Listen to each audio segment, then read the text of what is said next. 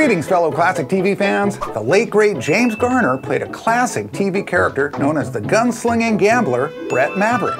And if you recall, the Mavericks were a sizable family. There was Bart Maverick, played by Jack Kelly, and Brent Maverick, played by Robert Colbert. And Roger Moore played cousin Bo Maverick. This show had an impressive list of classic TV guest stars. And just to name a few, there was Buddy Ebsen, Alan Hale Jr., Mike Connors, Don Wells, and Adam West. The legendary Robert Redford also appeared in an episode called The Iron Hand. In an interesting twist, the show's creator Roy Huggins claimed there was an episode called Shady Deal at Sunny Acres. He claimed that episode was directly restaged in the first half of a Best Picture Academy Award-winning movie. And it happened to be one that starred Robert Redford and his partner in crime, Paul Newman.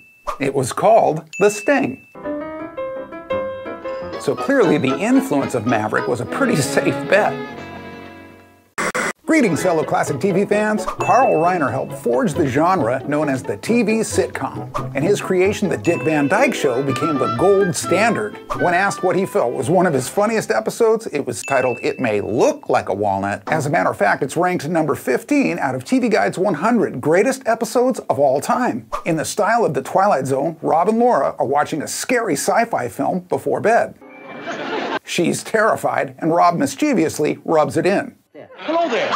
He then dreams that evil walnuts have been brought to Earth by an alien played by Danny Thomas to steal everybody's identity and their thumbs. Thinking he's being pranked and then just dreaming, he can't wake up. It culminates with him opening a closet door and out pours thousands of...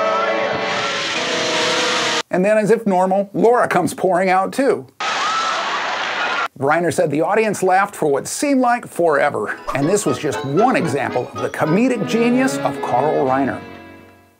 Greetings, fellow classic TV fans. I'm sure you've heard the term sitcom, but how about dramedy? In the case of Room 222, it initially struggled with its identity. Was it a comedy, a drama, or both? Running from 1969 to 74, the show mixed together both genres and initially had a laugh track. Well, after the first season, the show veered its course more to the dramatic side and lost the laugh track. It also pushed boundaries by mixing together the cast in a positive example of true diversity. In 1970, the show earned 3 Emmys, one for Outstanding New Series, and Michael Constantine and Karen Valentine both won for Best Supporting Roles in a Comedy. The show powered ahead for a total of 5 seasons. And like many shows of the era, they had guest stars that would go on to be huge stars. For example, Richard Dreyfuss, Terry Garr, and Kurt Russell.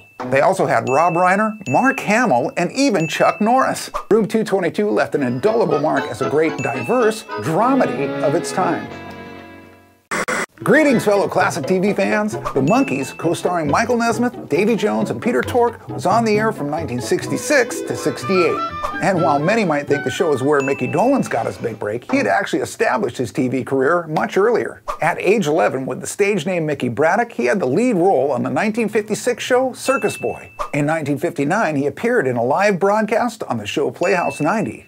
This episode, The Velvet Alley, was written by Rod Serling and co-starred Art Carney, Leslie Nielsen, Burt Reynolds, Diane Cannon, and Jack Klugman. Having acquired musical experience, in 1966, Mickey Dolenz landed the part as the singing drummer on the Monkees. And he sang 2 of their #1 hits. On their debut, it was Boyce and Hart's Last Train to Clarksville. And on their next LP, it was Neil Diamond's I'm a Believer. Although he's enjoyed a lifelong career in showbiz, the name Mickey Dolenz will always be synonymous with the beloved classic TV show, The Monkees. Greetings, fellow classic TV fans. The Phil Silvers Show ran from 1955 to 59, and Car 54 Where Are You from 1961 to 63. So what did these 2 shows have in common? Well, there was actor-comedian Joe E. Ross, who played Sergeant Ritzik on The Silvers Show, and then he played Officer Tootie on Car 54. The same actress, Beatrice Pons, played Ross's loudmouth, domineering wife on both shows. Joe also kept his trademark catchphrase, "Oh, oh," on both shows, although a bit more sparingly on Car 54. Reportedly, this bit came from Ross being unsure of his lines when Silvers would throw him a curveball in the script by ad-libbing. Of course, Ross's co-star on Car 54 was the legendary Fred Gwynne. And Fred just so happened to make his television debut on The Phil Silvers Show. So what or who was responsible for these clear connections? That would be the director, writer, and producer, Nat Hiken. He amassed 4 of his 8 Emmys for his efforts on these 2 classic TV shows.